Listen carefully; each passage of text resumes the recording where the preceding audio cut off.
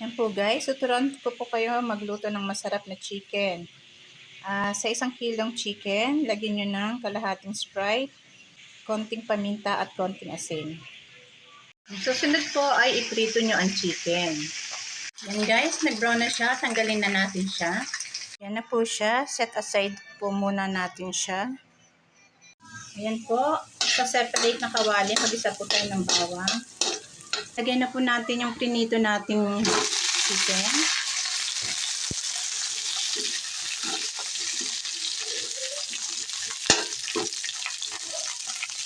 Lagyan na po natin ang natira nating Sprite.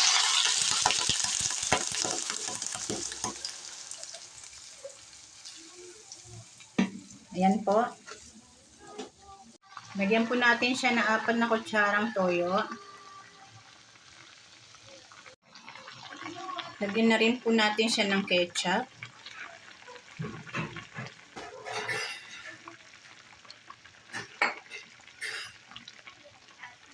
Tapos halo-haloin po natin.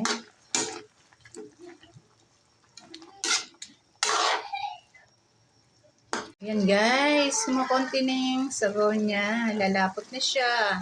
Pag malapot na po siya, pwede na po siyang hanguin. Ayan na po guys, ang ating masarap na chicken.